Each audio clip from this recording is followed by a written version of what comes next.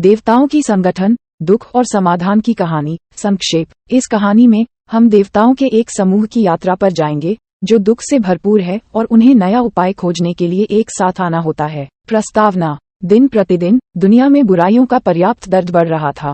लोगों के दिलों में कई प्रकार के दुख हो रहे थे और वे अपने बढ़ते हुए संकटों का समाधान ढूंढने की कोशिश कर रहे थे। ये समस्या जगत के सभी देवताओं के समय समय पर आ रही थी और उन्होंने इसका समाधान ढूंढने का निर्णय किया। देवताओं के परमाधिकारी भगवान विष्णु, भगवान शिव और भगवानेश्वरी पार्वती ने मिलकर एक महत्वपूर्ण निर्णय लिया। उन्होंने सोचा कि एक आवश्यक समूह बनाने के लिए जिसमें सभी देवताएं आकर्षित हों और एक साथ काम करें ताकि वे सभी दुखों का समाधान ढूंढ सकें। देवताओं का एक बड़ा सभा आयोजित किया गया और सभी महत्वपूर्ण देवताएं उपस्थित हुईं, जैसे कि भगवान गणेश, भगवान हनुमान, भगवान सरस्वती और भगवान कार्तिकेय। इस सभा में ब्रह्मा और लक्ष्मी माता भी मौजूद थे, क्योंकि यह मामूली मुद्दे नहीं थे। भगवान विष्णु ने शब्द लिया, हम सभी को मिलकर दुखों के समाधान की तलाश करनी चाहिए। हमारे भक्त बहुत परेशान हैं और हमें उनकी सहायता करनी चाहिए। भगवान शिव ने कहा, हाँ, हमें एक साथ काम करना होगा। हम सभी को एक ही दिशा में आगे बढ़ना होगा, लेकिन हमें ये तय करना होगा कि कौन क्या करेगा। इसके बाद उन्होंने तय किया कि भगवान श्री कृष्ण उनके नेतृत्व में होंगे, क्योंकि उन्होंने हमेशा विवेकपूर्ण निर्णय लिए हैं।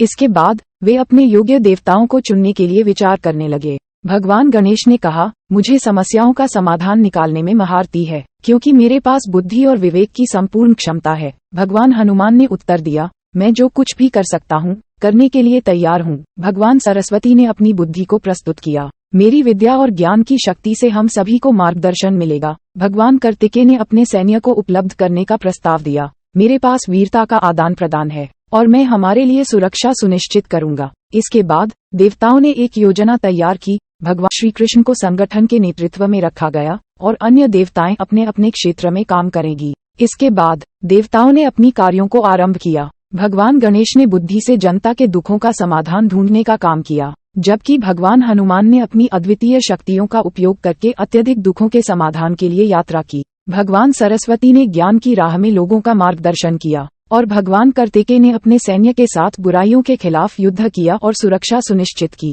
भगवान श्री कृष्ण ने सभी कार्यों को संगठित तरीके से प्रबंधित किया और दुख से पीड़ित लोगों को आदर्श दिखाने का काम किया। वे सभी देवताएं मिलकर एक हो गए और जनता के लिए एक मिलाने वाले समाधान की दिशा में काम करने लगीं।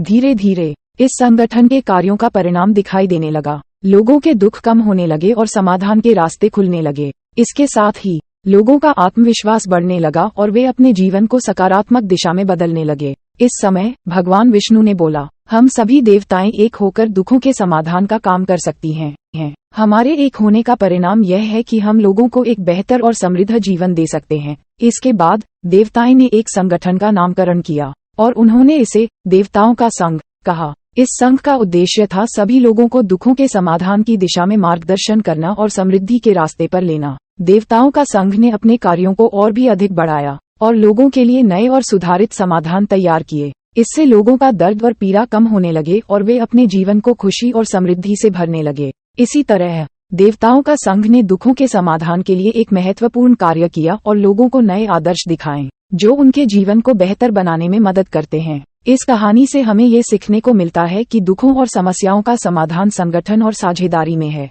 जब हम सभी एक होते हैं और साथ मिलकर काम करते हैं, तो हम बड़ी समस्याओं का समाधान निकाल सकते हैं। ये कहानी हमें ये भी दिखाती है कि हर कोई अपनी शक्तियों का उपयोग करके समाधान के लिए योग्य है और वे सभी मिलकर एक महत्वपूर्ण भूमिका निभा सकते हैं। इसके साथ ही इस कहानी से हमें ये भी सीखने को मिलता है कि एक साझेदारी और मिलकर काम करने से हम सभी कुछ प्राप्त कर सकते हैं और हमारे जीवन को खुशी और समृद्धि से भर सकते हैं।